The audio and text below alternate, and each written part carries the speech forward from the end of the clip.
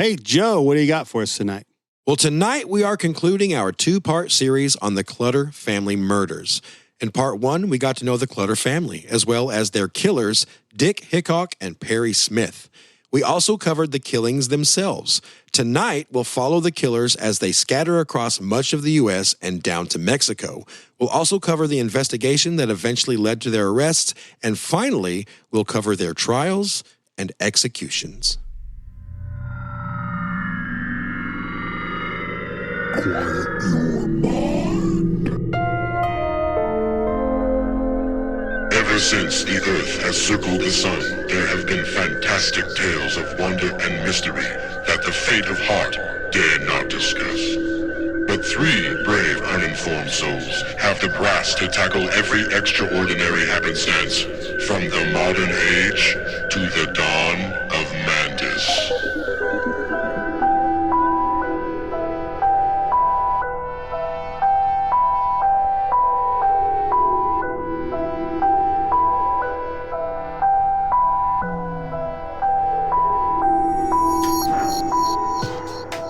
Welcome back to Dawn of Mantis, true crime, mysteries, and more. I'm Ivan with Joe and Sam. Joe, we're on part 2 of 2. Yes, part 2.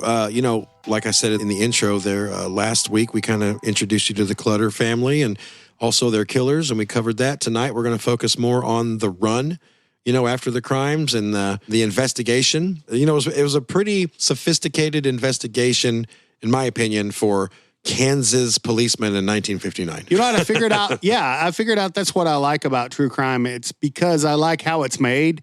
So I kind of like to see how a product starts from nothing and comes out as something they can sell or produce. So, they produce it, so they sell it after they produce it. Yeah. But I think I like that about true crime. I like to see how. Yeah. How they put all the pieces together. And it's interesting because we do episodes. I mean, hell, we've covered cases from like the 1600s.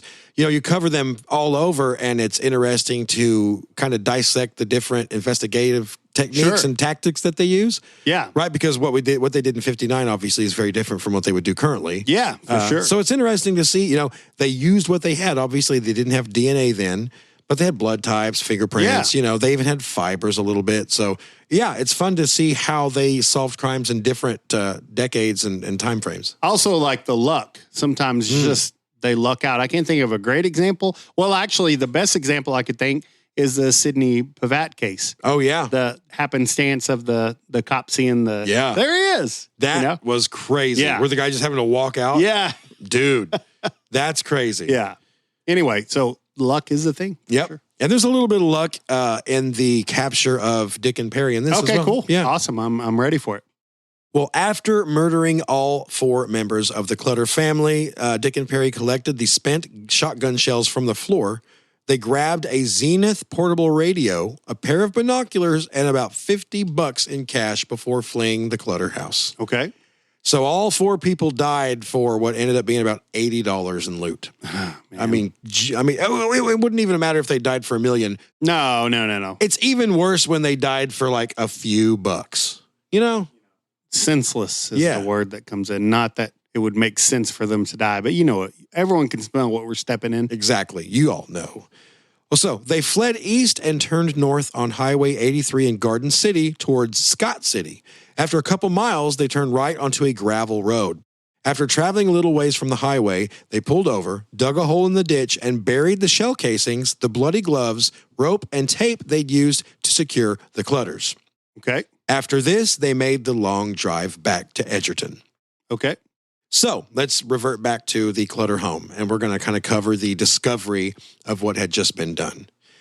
Later that morning, just after 9 a.m., Clarence Ewalt, E-W-A-L-T, and his daughter Nancy arrived at the Clutter house. Nancy Ewalt and Nancy Clutter, not to be confusing, were very close friends. Okay. And they picked up, usually the Ewalt family would pick up Nancy and take her to church on Sundays. Okay. They rang the doorbell several times and walked around to knock on the back of the door, but got no answer. They then drove to the nearby home of Susan Kidwell and tried to call the Clutters from there, but again, got no answer. Then Susan and Nancy returned to the Clutter home, and this time they walked inside. as they hollered for Nancy to wake up because it was time to go to church, they noticed Bonnie's open purse lying next to the back door. That's the first thing that's weird. Eventually, they walked upstairs to see if Nancy was in her room, and that is when they made the horrific discovery. Clarence, who's the father, who was just coming in, he grabbed the Clutter's phone to call an ambulance, but the phone lines had been cut. 2 phones in the house, each line had been cut. That's when he realized, okay, something terrible has happened. They raced to the nearest phone and called the police. Soon after, Finney County Sheriff Earl Robinson arrived at the Clutter's farm. So Sheriff Robinson knew the Clutter family, everybody knew him, and was devastated when he discovered all 4 family members in the home were murdered. Nothing of this magnitude had ever occurred in Finney County before, and Sheriff Robinson immediately realized his tiny department was painfully ill-equipped to handle this and too inexperienced to deal with a quadruple homicide investigation. So he called the Kansas Highway Patrol and, most importantly, the KBI, the Kansas Bureau of Investigation. Okay. KBI agent Alvin Dewey was put on the case.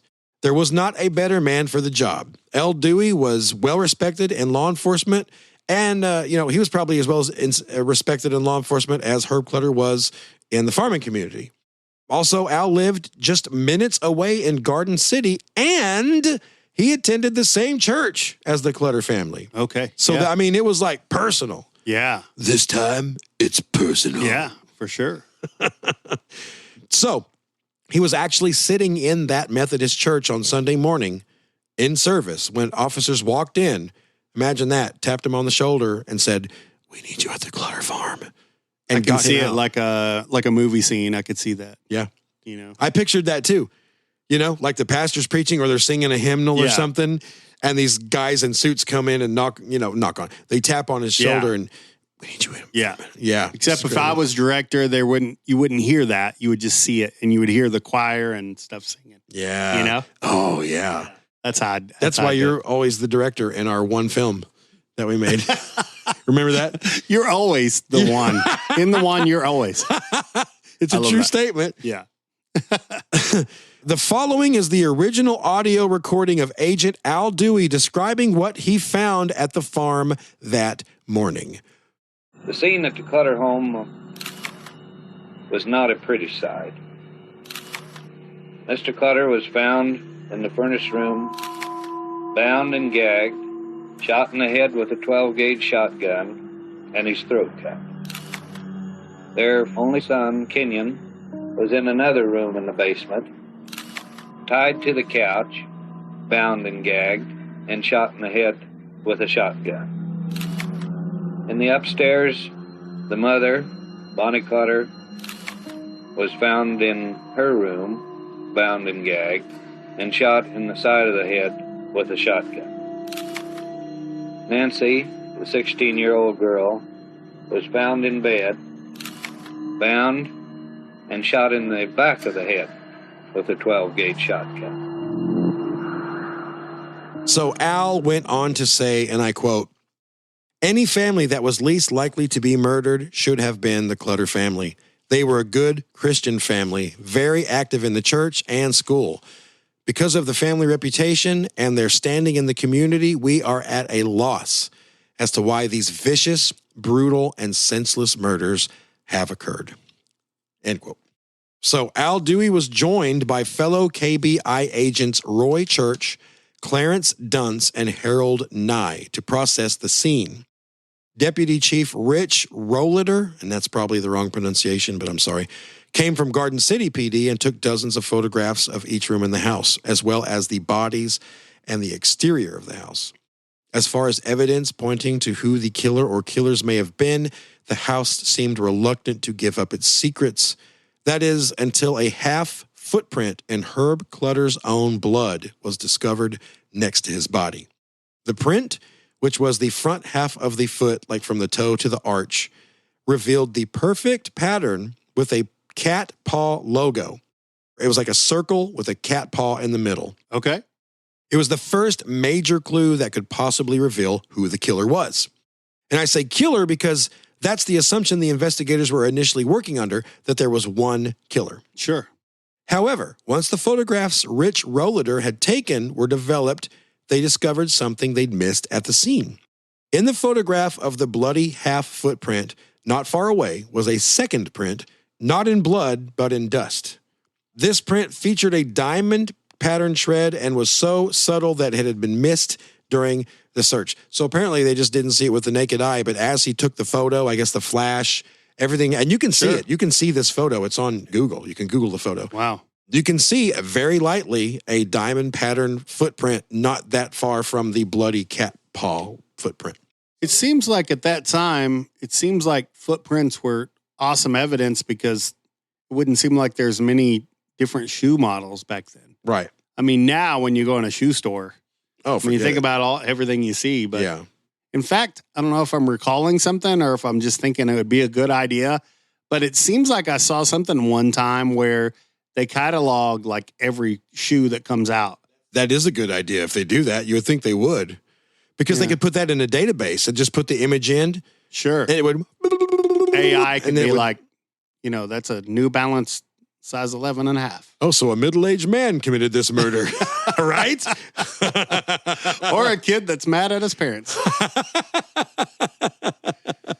Yeah. If that's not a thing, it should be a thing. I'm sure it probably is. Yeah. If we've thought of it, then surely to God, Exactly. like the FBI. If I'm sitting here coming up with things that hadn't been thought of, man, look I out. sure hope someone's thought of them. Makes me nervous. That's the thing I came up with something that would solve a crime. That's not good.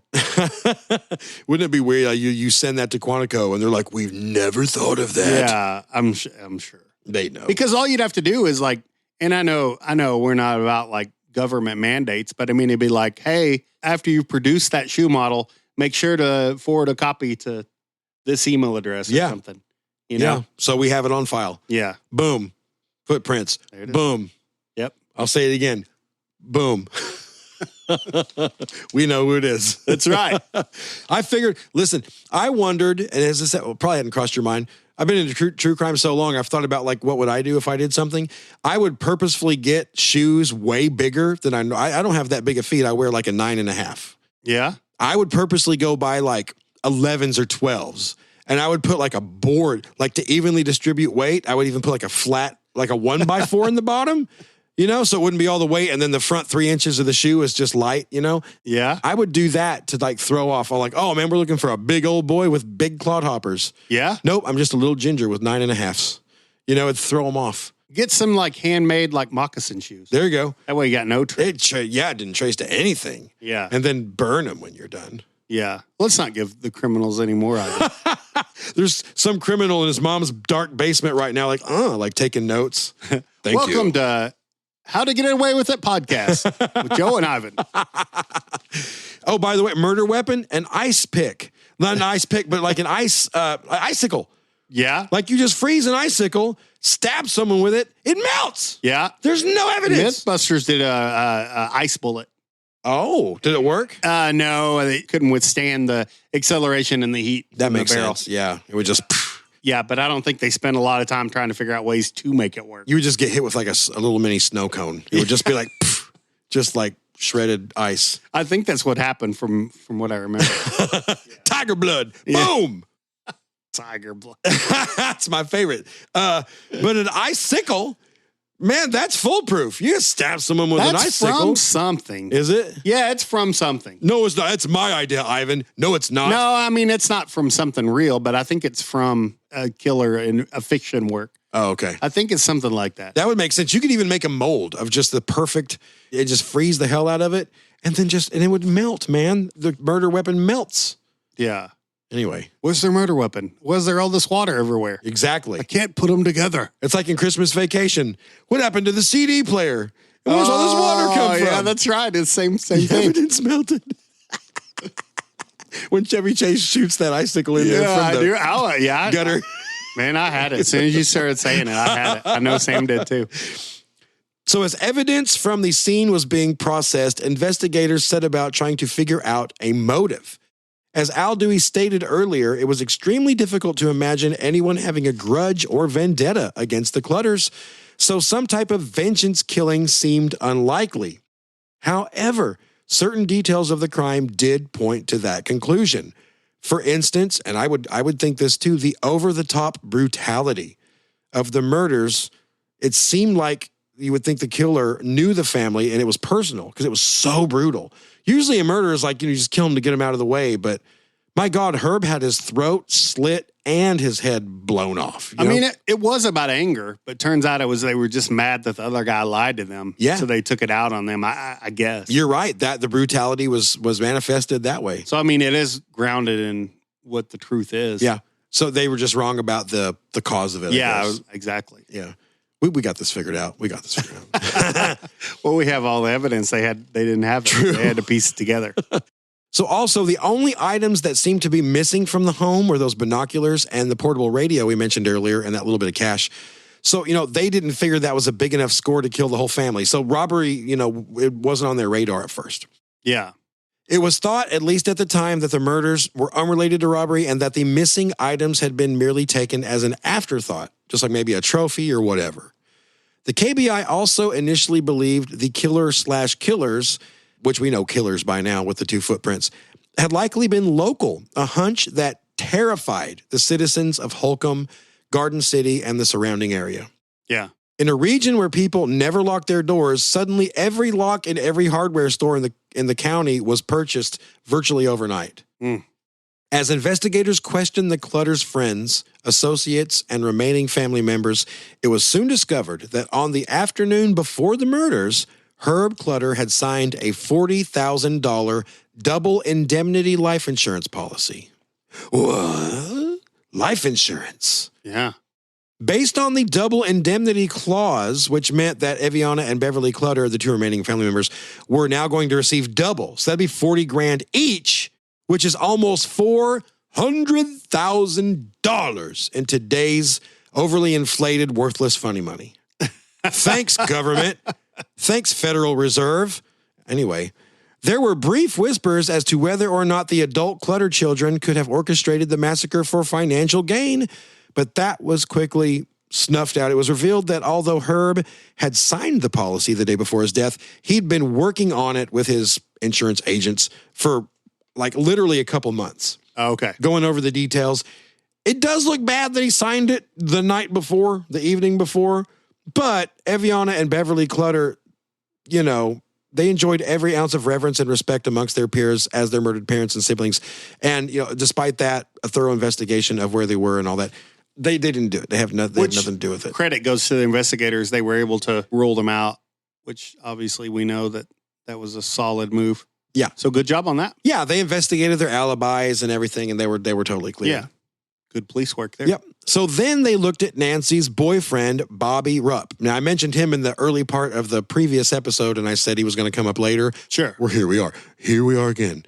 During certain interviews, it had been suggested that Herb did not approve of her daughter's boyfriend.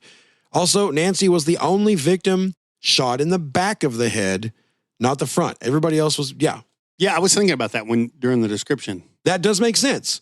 You would assume, as an investigator, that if the rest of the family was shot in basically the face or the side of the head, okay, then you got Nancy, you automatically would think, oh, maybe the killer couldn't bear to look at her. Makes me think that might have been the only one that Dick had a part in. Yeah, maybe so. Maybe he did that one, and that's why she was. And what's interesting is there will be a facet of this with Dick towards Nancy we'll get into in a little bit. Oh, okay. Yeah, it's ironic that you said that. Okay. Investigators wondered if Bobby had killed the family in retaliation for Herb's non-approval, and the reason Nancy had been shot in the back of the head was, he had feelings for this one. He had feelings for her, so he couldn't look at her. Far-fetched, but, they're grasping at straws. Yeah. There was also the fact that Bobby had been over to the house the day before the murders and was possibly even the last person to see them alive. I listened to an interview with him many, many years after. He was an old man by that point. And in that interview, he claimed he was the last person to see them. Oh, wow. So in the interview, he says, I wasn't surprised that they came and picked me up because I was the last person to see him. I was literally there a few hours before. Yeah. And he says, of course, they had to interview me. Sure. So yeah, he was picked up and interviewed by the KBI. Within half an hour of speaking to the boy, Al Dewey told a fellow investigator, quote, "There's no way this kid killed anyone." You know, because Bobby was just like a shaky, snotty, crying, shaken up mess because his girlfriend had just been killed. So, you know, Dewey, with his years of experience, was immediately like, okay, right, this kid killed no one. We're wasting our time with him. Bobby then voluntarily took a polygraph test and he passed. Following that, he was cleared as a suspect. Unfortunately for Bobby, though, the optics of him being hauled in for questioning for the Clutter family murders were such that many assumed he was under legitimate suspicion by the KBI, and some even surmised he may have actually done it. The old court of public opinion. Small town bullshit. Yeah, you know how it is. Based on those assumptions, he was so badly mistreated at Holcomb High School that he eventually transferred out. I think he went to Garden City. Which to me, like Garden City was like 5 minutes away. Was it really that different? But I don't know. Maybe it was. Well, I mean, yeah, at least they, accepted him. It wasn't just like common knowledge that they thought he did it. Maybe it was just like, maybe a few thought he did it. Most people thought he didn't. And maybe it was worse at Holcomb because Nancy had literally went to school there. Yeah. She'd walked the halls. She had sat in those classrooms. And over at Garden City, she'd never been in that school. Sure. So as a student. So maybe that was better. I'm sure it was super awkward anyway, but but it wasn't as bad as the other one. Yeah, for sure. Well, on Wednesday, November 18th, the funeral service for Herb, Bonnie, Nancy, and Kenyon Clutter was held at the same Methodist church they'd attended in life. More than 1,000 people showed up. By that time, the press was on top of everything, so the Hutchinson News, publication out of Hutchinson, Kansas, been there, was also present. The paper had recently offered a $1,000 reward to anyone with information leading to the capture of the killers. The reward would soon produce the first big break in the case. Remember Floyd Wells, the guy who lied about the safe? Yes. All right. So he knew damn well who had just killed the Clutters. And he had been, right? Because Dick was like... That's why he did it. What's that? He wanted a reward. For sure. He knew who had done it because Dick had told everybody. Yeah. From 400 miles away, he was in his cell knowing who did it. It had been over a week since the murders, and he hadn't said anything, but like Sam alluded to, when the $1,000 reward was offered, old Floyd had a sudden attack of conscience. Yeah. Right? He decided right then and there, you know what? It's my moral duty to tell what I know. I don't think it was about a moral duty. It was about a immoral duty. Yeah, a monetary duty. There we go. Can I get that 1,000 in tens? So you get $1,000. Yeah. But you have to admit your lie killed them. Ooh, yeah. Ouch. I'm sure he didn't consider that. No. Ooh. But he he pretty much admits everything. Because I'm just thinking it's lucky that he did. Yeah. But if he would have thought about it for a minute, he could have been like, wait a second. It's not worth it. I know it's $1,000 back then. It was equivalent of like $70 bajillion now, But you got to think wow, you're admitting that your lie killed them. Not directly, I know. Well, pretty much though. But in a sense. Yeah. Yeah. My statement, if I was Floyd Wells, I would have left the safe part out. I just would have been like, listen, all I did was tell him I worked for this guy, Herb Clutter, who had a lot of money. Yeah. Even then, you're at fault, though. You are the one that put him on their radar. Oh, yeah. Yeah, no matter what. Yeah, no matter what. God. Yeah. Does $1,000 help you sleep at night, Floyd Wells? Does it? He's dead now, but did it? Yeah. Wow. Well, on December 5th, 3 weeks after the murders, KBI agent Wayne Owens traveled to Lansing to interview Floyd. Floyd told the agent all about how he'd worked for the Clutters and had seen Herb pay out large amounts of cash while paying for lumber. He then said he'd told this story to a couple of fellow inmates named Richard Dick Hickock and Perry Edward Smith. So that was the moment that these two guys came on the radar. He told Agent Owens that Dick had spoken at length about how he and Perry were going to go to the Clutters and rob them as soon as they were on parole, which they were both on parole when the murders occurred. Furthermore, after a quick check of the roster of past employees at the Clutter farm, investigators did find that Floyd Wells' name was on there, so that corroborated the story. Yep. But the question was, now, all right, we need to question these guys, where the hell is Dick Hickock and Perry Smith? So, let's follow them guys. Yeah. Let's go back to just after the murders. They've buried the stuff on that road up there by not Fort Scott, Scott City, something like that. So, they drove back to Edgerton, Kansas. on the afternoon of the 15th, the same day they'd killed the Clutters, but they didn't stay there very long. After a few days, they drove into Kansas City, where Dick cashed a series of bad checks for a quick stockpile of cash. About a week later, the pair drove 1,700 miles south into Mexico, crossing the border at 2 p.m. on November 23rd. After spending their first night in a whorehouse, and that's true, they sold Dick's 55 Chevy, as well as the portable radio and binoculars they'd stolen from the Clutters. But even after all that, they were broke again in just a few days because they were idiots. Right? I mean, they're freaking idiots. That's the saddest part of this whole thing, is that Herb Clutter, this super clever, hardworking, awesome dude, and his wife and kids that were just like the greatest people, died at the hands of just two freaking idiots. Well, we've been here before, but yeah, you're right. I'm just saying, like, there's a lot of cases to where the innocent suffer just because one person, instead of like, hey, let's learn my whole life and think about how precious life is. Yeah. They just disregard that.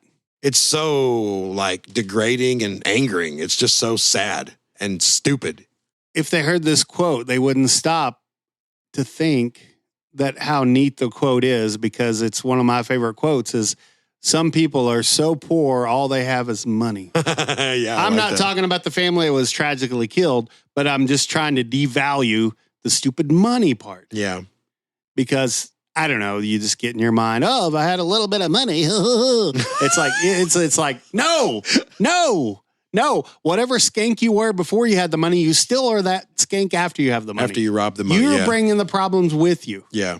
And, looking back, what's funny is, and I've thought about this before, there have been times in my life where I've never had that much money. Like I've never, obviously never been even close to wealthy, but there's been times in my life where, we flipped a few houses. Like there's been times in my life where for a little bit we had a good amount of money. There's been times in my life where we had $1.40 in the bank and we were eating ramen, And what's funny is when I look back, I can't remember being any happier in the times of all the money than when I had no money. You know what I'm saying? Yeah. I don't remember just when the times we had a nice little jingle for a while, life being just perfect. No, it wasn't. It was still, there were still the same trials and tribulations and issues. And I just don't remember being any happier during those times. Yeah. I don't know. Maybe my mind is just tricking me that way. It's be like, it's okay to be broke. You were happier then. Well, it's just like money gives you options and security. So it's like, if you want to do something really cool and take a vacation or just buy something you can have at home to give you some recreation so where you can spend some time with your family. It offers that. That's the thing. But as far as just like it being the Band-Aid to make your life better. Yeah. Obviously, that's commonsensical stuff. But whenever I take my 7-year-old and my 18-month-old out in our yard barefoot and we just walk in the grass and we walk through the trees and, we're talking, in those moments, it doesn't matter if we have $1 in the bank or $1 million. We're just out there, and we do that a lot. I try to keep them connected. I'm kind of hippie-ish and like grounding and connecting and just getting out there, feeling the grass, feeling the breeze, letting a ladybug land on your arm.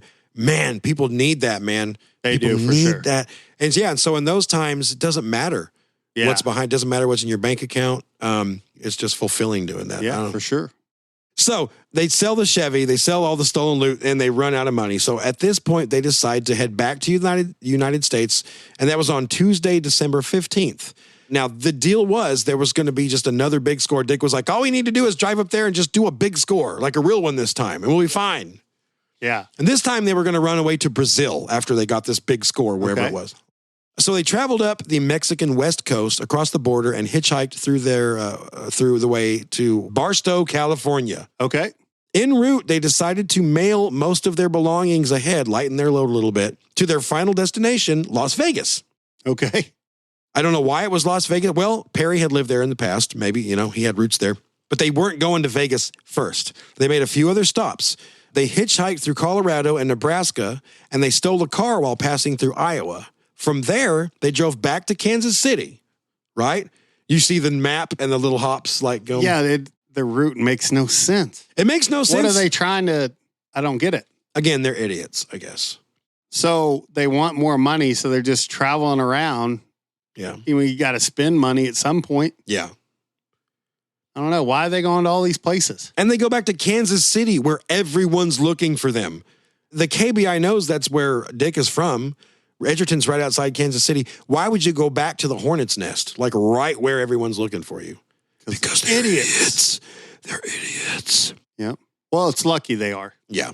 Oh, yeah, because that's what got them caught. So they go back to Kansas City, and Dick, I guess back then you could write, check out people that, younger folks back in remember having checkbooks? Yeah. Remember balancing your checkbook?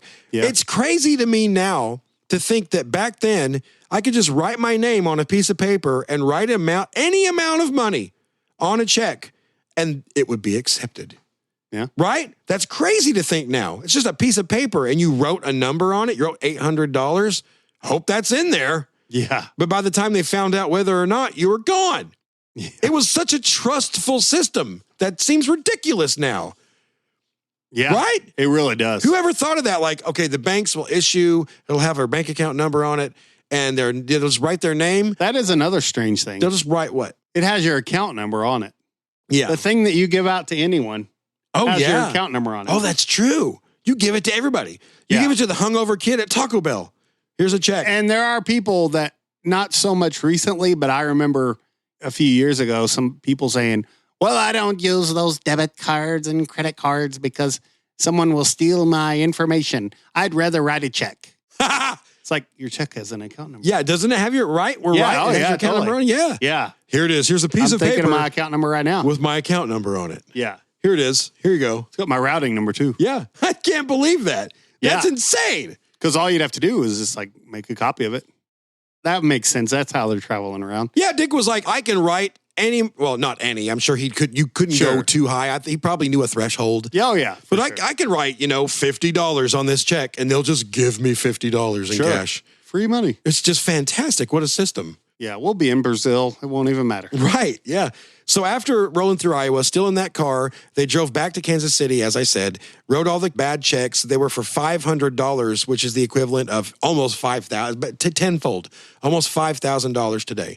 Yeah. Which is still not live forever money, but it's probably like get out of the country money. $5,000. I don't know. Yeah, I mean, back then, yeah. Yeah. So Dick and Perry then drove to Miami Beach, Florida, arriving on December 21st. They What about the stuff they mailed to Vegas? Yeah, it's there. Okay. They get it eventually. Okay, keep going. Yeah, They just keep going the wrong direction. It's driving me crazy. They're so far from Las Vegas. I know. They're in Florida. Yeah, okay. All right. Yeah, so they went there and talked to Carson Daly. They did spring break, Miami Beach. Yeah, for sure. So after spending a week there, including Christmas, they took off again.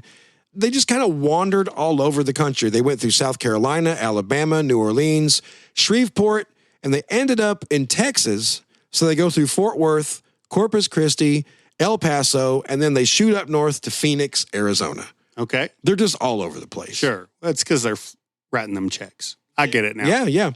Finally, on December 30th, they decided to head to Vegas and pick up those boxes they'd mailed there. I don't know why that was bugging me so much. But Well, it'll be their undoing. all right. They arrived in Vegas late in the afternoon that same day and entered the post office to sign for their belongings. Las Vegas, along with just about every other major city in the country, had received a bolo, even though that's not what it was called back then. Yeah, be on the lookout. Yeah, but it was just a thing with their pictures and, the description of the car, the tag, yada, yada, yada. So as these guys are in the post office, there was two guys, Kansas City patrolmen, driving around the neighborhood, and they saw the black 56 Chevy with Kansas plates. One of them was like, hey, doesn't that match that bolo, not what it's called now, but will be called in the future bolo that we received earlier? And the other guy was like, I think it does. We better pull over and check this thing out. I keep thinking of the dog food. Is that still good? I'm pretty sure they're still bolo. Okay, I don't even know. Right? We don't ever buy it because, like, if you feed your dog that kind of stuff, that's the same way they poop, it seems like. Dude, you are correct. Confirmed. So anyway, yeah, these two cops are driving around. They see the Chevy, they see the Kansas plates, and they're like, this can't be a coincidence. So they park and just wait for a second. And just a few seconds later, Dick and Perry their dumb asses come walking out of the post office carrying boxes, right? And of course, the police walk up and they're like, they see that they match the descriptions and they're like, hey, you guys are under arrest. Cool. Hey, real quick. Bolo is no longer in production. Oh, okay. Oh, But you know wow. what's crazy? It was a Simmons food product. Oh, No wow. way. Yeah. Wow. It was all the leftover guts and stuff, probably. Yeah. I mean, it went to a good cause. Dogs. Yeah, I mean, at least it's not just wasted. True. It says by 2010. Okay. Oh, rest in peace, Bolo. So 45 days after the murders, the killers were in custody. The investigation that led to their capture had been a long and arduous task. Obviously, the key was Floyd Wells' tip, which led investigators to search Dick's house, and now we're going to go back to we're going to backtrack a little bit and follow the investigation. Okay, let's go. So Floyd Wells gives them the tip. On December 9th, they go to Dick's house and they find a bloody shirt and a 12-gauge shotgun. And it ended up being the one that had killed the Clutter family.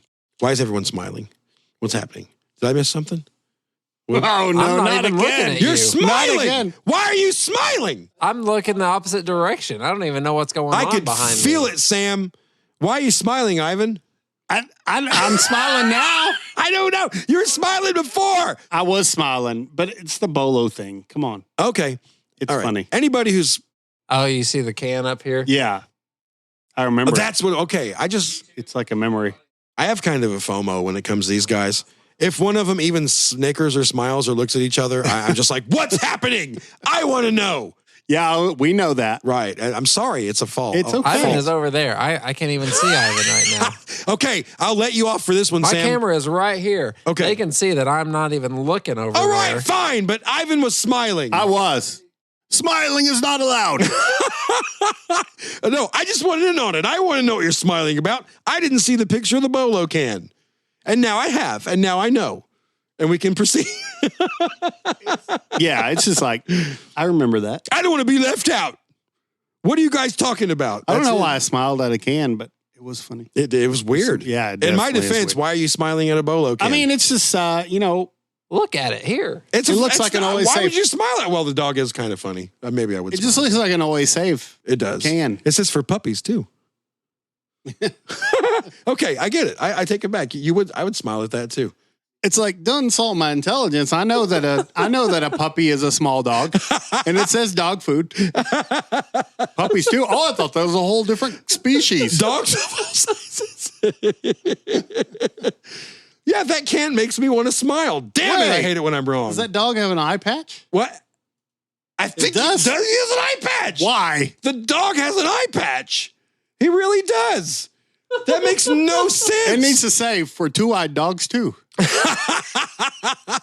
Oh my God. That's funny because my dog Stormy is blind in one eye, so that's kind of ironic. I bet there's a whole story about the Bolo dog. We need to look that up. Let's do an episode on the Bolo dog. Not really, but we should look it up at least. It's a 4-part series. He's obviously like, is he an English bulldog or something? What is he? Like he's got the jowls. Oh yeah, I think so. English bulldog with an eye patch. That's weird.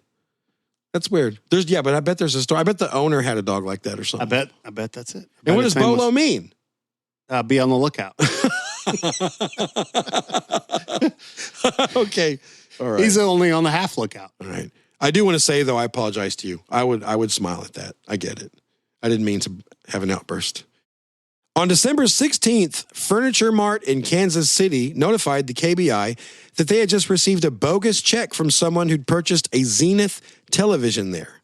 When agents arrived and showed them Dick Hickock's photo, they positively ID'd him. He's like, yeah, that was the guy right there. And that one right there, he kind of sticks out, with his face kind of jacked up and his Sure. Yeah, he doesn't look like a lot of other people, so I would get that. Yeah. As KBI agents were investigating at Furniture Mart, Dick attempted to cash yet another bogus check just blocks away at Walt's service station. But he had a little hiccup there. There's a little problem there. The owner's son had gone to school with Dick and recognized him. And he, along with everybody else in the free world, knew these guys were, wanted. Oh, wow. Yeah. So this guy refused to cash the check. And he called the KBI. They were informed of that as well. But by the time they got there, Dick was gone. Okay. Dick had pulled out. Okay. Got it. 2 2 days later, I've been waiting for 2 episodes to use that joke, and I finally did. 2 days later, Get the reaction you wanted. Dead silence? Sure. I laughed at it myself. That's all that matters. I'm sorry, but the can got more of a reaction. That's bullcrap, by the way. The can got It's more. not right. No. But it's true. I feel like I'm at home again because I make golden jokes all day long, and my wife doesn't even crack an eyebrow. She doesn't even, the corner of her mouth doesn't even twitch up, and it infuriates me. I'm funny. And she's like, eh. But she's been around this shit for 18 years now, and it is not aged well. It's cooled off. Speaking of the last episode, you had a Sam Kinison moment right there. I did, right? Kind of a random yell, which made him what he was, which is awesome. But I get it. I feel for my wife. She's been hearing the same dad and fart jokes for 18 years. I wouldn't laugh either. I'd be like... I mean, Ivan has too, and Yeah. I'm not too far behind. Yeah, exactly. Yeah. So, I feel for our wives. No, I'm saying Ivan's been hearing your same fart jokes for the last... Yeah, 23 years. 23 years, dude. And he still laughs at them. For the most part. Ooh, I'm telling Jessica that when I get home tonight. Well, you don't get the eye roll from me, but I don't laugh at everything, and you don't laugh at everything I say either, so it all works out. You just didn't laugh at that joke, too, so that makes sense. Well, I was still looking at the dog food. I'll tell you, speaking of the dog food can, I was looking on Etsy. I was going to buy it, but it's already sold. Sold out? No, well, I mean, they only had There's one. only one. Oh, there's only one? What did it sell for, like $1 million? Is it the only one? Well, probably. Ever? Probably. What did it sell for? I want to know now if it's the only one. I don't think that information is available. Okay. I clicked on it and nothing happened. All right. Well, It's a good question, though, because I did wonder as well. I'm a little bit butthurt that the Bolo can got a bigger laugh than my genius joke. It wasn't even a laugh. It was a nostalgic smile. Yeah. Okay. All right. That's the category we were in. Okay. 2 days later, they interviewed Dorothy Marchant, who was Perry's sister. Okay. She was afraid of her brother and had nothing to do with him, didn't get visits from him. She even asked him, like, if you do interview him, don't tell him where I live. Oh, yeah. She also informed them that she had never lived in Fort Scott, Kansas. Okay. Well, that was their whole alibi. That night that they drove down to Fort Scott. See, I already forgot. Never. Yeah. Following that, the trail had seemed to grow cold as far as locating them. But the big break came in Las Vegas on the 30th when they finally caught him at, the post office. Yeah. So there was a week and a half or two of nothing. So, can I ask a question? I think you said this earlier, and it'll be very easy to answer. Okay. Kansas City police were in Vegas? The KBI traveled to Vegas, yeah. Why did they go there? They went there when they found out that the Las Vegas Police Department had arrested the 2 guys. And had them in custody. Never mind. They made the trip, and That's a dumb question. No, it's not. They spent a few days. I thought you said that the KBI saw them in Vegas. If I did, that was a mistake. It was the Vegas police. I can't remember exactly Yeah. what you said, but maybe I was thinking. Yeah. But so the Las Vegas police knew about the Bolo. Yeah, they had the Bolo, even though it wasn't called a Bolo. For some reason, I thought you said KBI. There's a lot happened in the last 15 minutes. It's understandable that you would forget We should have what was said backtracked. exactly. Yeah. Dang it, I wanted that dog food can. The KBI traveled there and spent a few days with them and then took them back. Got that. Yeah. Okay. We're on the same page. Hey, maybe somebody out there had the same question. Yeah, maybe so. Probably not. If they did, we got them covered. That's right. We did sidetrack for, like Sam said, quite a while. So now that the suspects were in custody, it was time to build the case against them. There was a ton of circumstantial evidence, as well as that bloody shirt and shotgun and a knife found at Dick's parents' house. Let's just keep we buried everything else in the ditch out by Fort whatever or Scott City. Why did they not bury the bloody shirt, the gun, and the knife? The things, come on. It's a great question. Anyway. Which I'm going to predict they get them and they pull them apart. They try to figure out which one is the more aggressive of the two. Yep. And they work the case like that. You're right. We've done this a lot. Yeah, perfect blueprint, my friend. That's exactly what they did. Because, obviously, logically, that's not discrediting the police or the investigators, because logically, for anything, there's always like an aggressor and one that's the less of the... Kind of the tag along. Yeah. You bet. Yeah. That's exactly it. In this case, though, what's weird is the leader and the tag along, once they get in the house and the heat turns on, they flip. Oh, yeah, Because I gotcha. Dick was we're doing this. And Perry's like, oh, okay. But once they get in there and the gravity of the situation, it hits them, it flips. Yeah. Perry's the one that's like, are we going to do this or not? And I really don't feel like Dick was. Yeah. And it's all just because anger, like, I've done all this. Mm-hmm.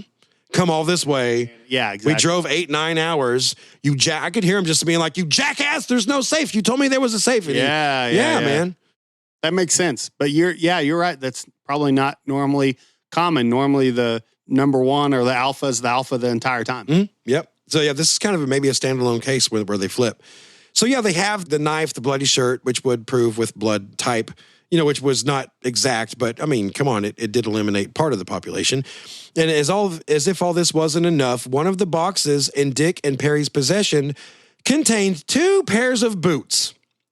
They kept the boots. Guess what kind of tread each pair had? The tread that matches the photo and the blood. Yes, sir. One had a round Cat Paw logo and the other had a diamond tread pattern exactly matching the set of boots located in the Clutter's basement. Exactly. I'm sorry. I got a little excited. I like it.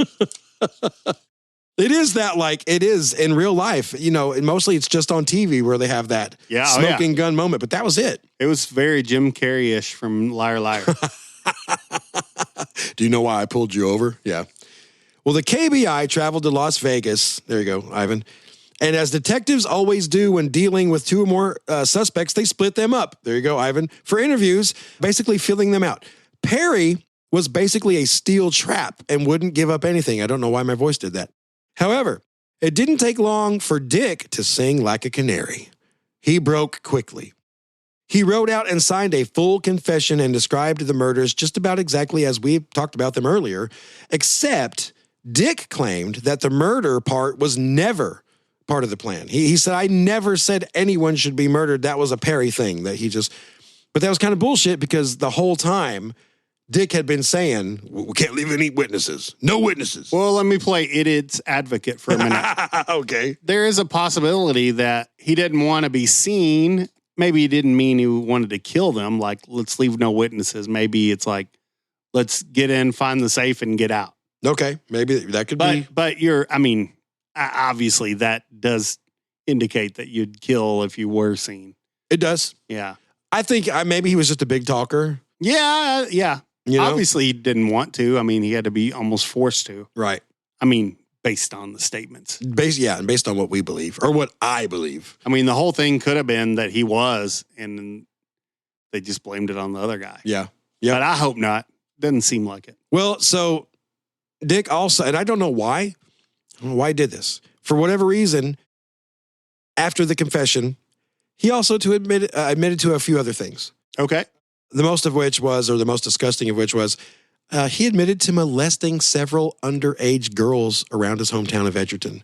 Okay. Just out of nowhere. I didn't add it in earlier because I kind of wanted it to be a drop-in shock factor here, but apparently he was a chomo also on the side. I don't know. Dick then revealed another detail from the night of the Clutter's murder. He admitted he knew that Nancy was there, or at least a 16-year-old girl. He knew that the Clutters had a young daughter. This was told to him by Floyd Wells. And so he then, and I didn't know this, he didn't tell it to anybody else, but at this point he said, actually, a big part of this was I wanted to sexually assault her. That was the crux of the plan. All of a sudden that comes out. I guess it makes sense why I would say that, because it does give him a motive other than murder. Yeah, that's true. Yeah, maybe that was his play. That makes sense. Well, that night, and this was out of Dick Hickock's own mouth, before Nancy was killed, he said that he started to make advances towards her. He didn't get very far, but he started to do that. So, look, Perry is a bad guy. He is who I think killed all 4 family members. But in this moment, he grabs Dick Hickock and pulls him back, and this is his words. According to both guys, he says, Jesus Christ, Dick, nothing like that. That's out, man, completely out. So Perry stepped in and stopped that. Wow. I know, it's like I'm giving him props, but then he kills her moments later. It's such a weird thing, because, I mean, it is, okay, good. Right. It's such odd territory. Yeah, it's, wow. You're like, oh, man, he stopped that. What a guy. Oh, he kills her 3 seconds later. Yeah. I'm like, whoa, I'm so confused. Holy crap. It's a very weird thing, right? I mean, I guess very much everybody has different lines, you know? Like even some of, like in prison, some of the worst and most despicable criminals and cold-blooded killers, they have a line that's like a child molester. Yeah. Like if a child molester goes in there, he's almost like marked for death. Yeah. They have lines and they have categories even amongst their ranks. You know what I mean? Yeah. So I don't know. It's weird. It's a psychological thing, right? Because some people, we've covered killers before that they may kill someone, but they wouldn't hurt a dog. You know, they like, Sure. people are complicated. I don't know. I would say so. Yeah. But at least at least can we take solace in the fact that Nancy, in the moments before her death, at least didn't have to experience that. That is something. Yeah. That's of course. something. That's Yeah. not nothing. Yeah. You know, that's not nothing. So anyway, all right. I don't know why I'm like dying on this. It's interesting to point out. It's like the one silver lining of that night to me. Yeah. At least this monster, you know, didn't do that to this poor girl. Yeah. Well, on the long drive back to Garden City, investigators split the pair again. As they're taking him back, right? They got Dick and a few policemen in one car up front, Perry and a few policemen following behind.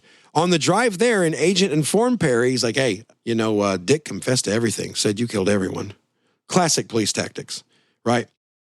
Yeah. Perry obviously gets really pissed, right? And another thing was, it's like, it was so ironic. Perry could see in the back glass, Dick sitting in the car up front as they were driving ahead, and Dick was talking the whole time. He was flapping. You could see him flapping his gums, his head going. And they said Perry was just staring at him. And he said, look at him just talking. Look at him just flapping his gums. He said if we ever got caught, we wouldn't say nothing. Look at him up there. He won't shut up. And it's really pretty genius. Yeah, it really is. So we have hours and hours and hours of them driving back to Kansas where, you know, he's seeing this and he's just getting more and more angry. And finally he's like, okay, you know what? I'll tell you what really happened. Yeah. I'll talk now. It worked. Yeah. So he admitted to killing Herb and Kenyon, but Perry insisted that it had been Dick who had killed Bonnie and Nancy. So we have that happens a lot. I mean, I was saying that earlier about Nancy, the fact that her face was down. Right. And Dick had an interest in her. Yeah. Right. That would kind of make sense.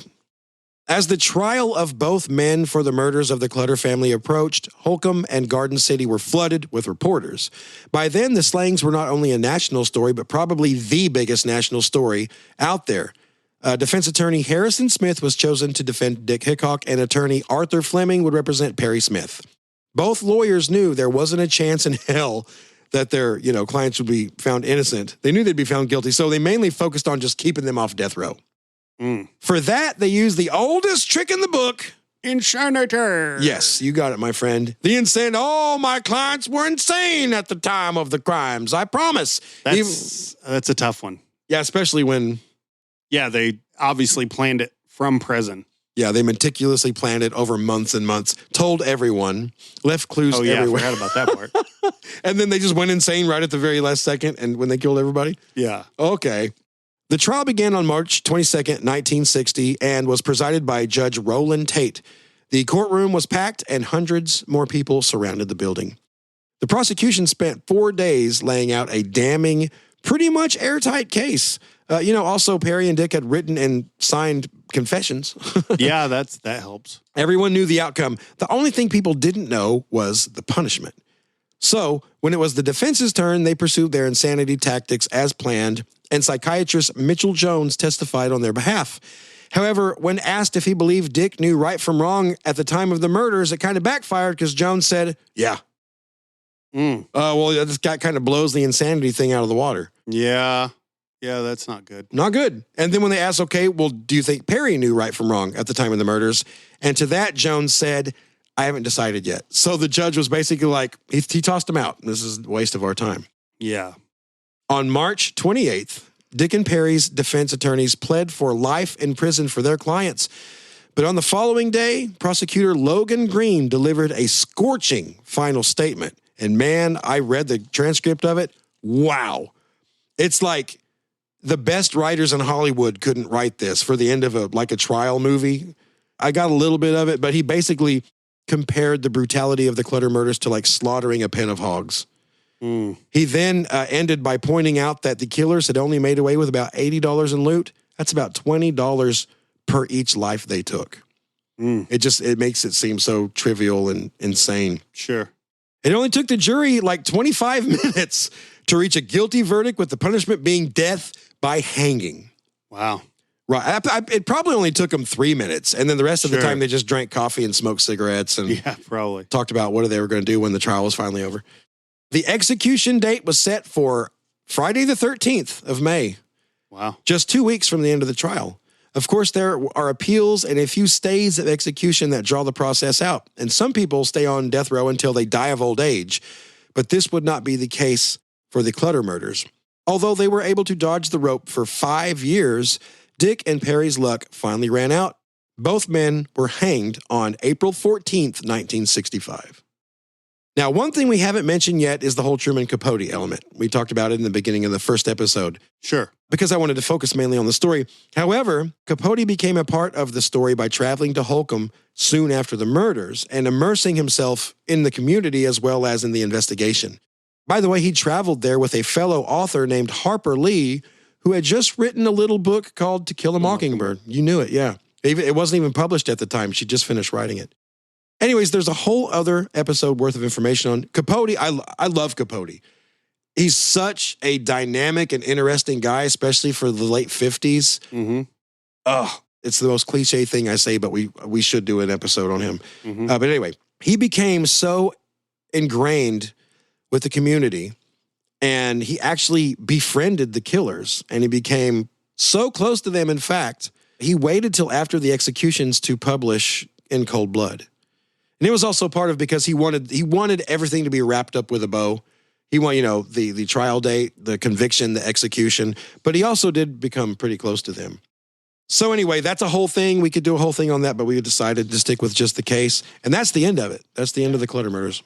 I mean, I kind of think that he had empathy towards them just because, obviously, this is not an excuse. People always want to do that. Oh, why would you make an excuse for murders? But obviously, their life was just trash. Yeah. And then not an excuse, but the reason or whatever doesn't excuse them from anything. Obviously, they got what they deserved. I think with Dick, it wouldn't have worked. But to keep him off death row, if I was his defense, I would have really went hard at the accident. Sure. The brain injury thing. I would have went hard on that. I would have really tried to pursue that and somehow convince them that it was that, that damaged his frontal lobe or whatever it is. And he wasn't fully, I don't know. It would still probably not have worked, but, that'd be the only. And then, like these days, they would do that. And these days, they would really dissect Perry's early childhood with his alcoholic parents. They always do that. They always, I know he killed the people, but this. Yeah. And I'm kind of more of an old-fashioned hard ass where I'm like, I don't give a shit but this. They killed these people. Yeah, but this. But he grew up this. But this happened. Okay, but he killed someone. I think Dick's chances would have went up astronomically if right after the murder, if he would have figured out a way to split ways and turn in the other guy. Then I think he probably would have lived probably life in prison. Yeah, like turn state's evidence. But the fact that they spent so much time just like doing all this randomness, like afterwards, it's hard to say, well, he was not as guilty as the other guy. It's like, well, then why didn't he do something, anything, even if it's just like find a payphone and say, I'm running around with him, but it was mainly him. But when we get pulled in, I'll tell you the whole story. It's like that may have saved him. Yeah. I feel like that would have been the only thing that could have probably. Yeah.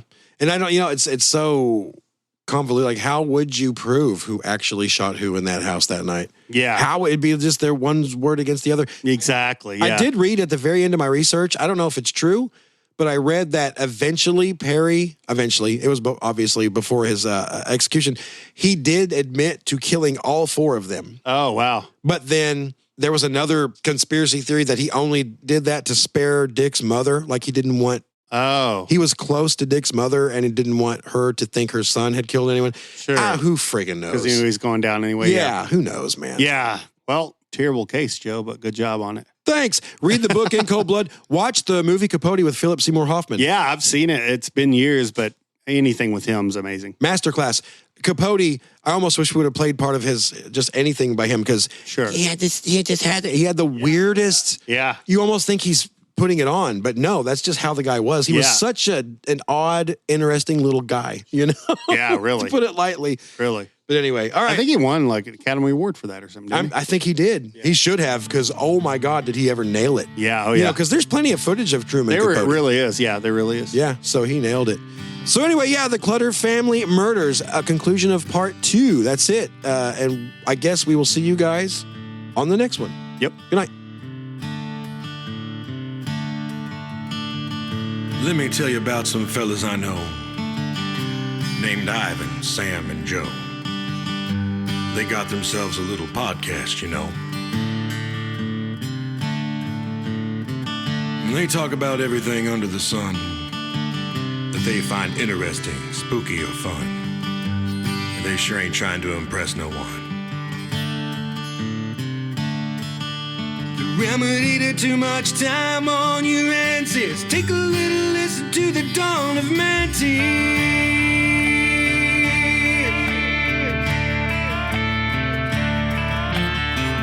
They talk about killers, monsters, and cults, French maids from hell, disappeared folks, and occasionally throw in a few dad jokes. They try to make every story extra nice by adding their own ginger spice. Not one time or two, but thrice. The remedy to too much time on your hands is take a little listen to the dawn of Manti.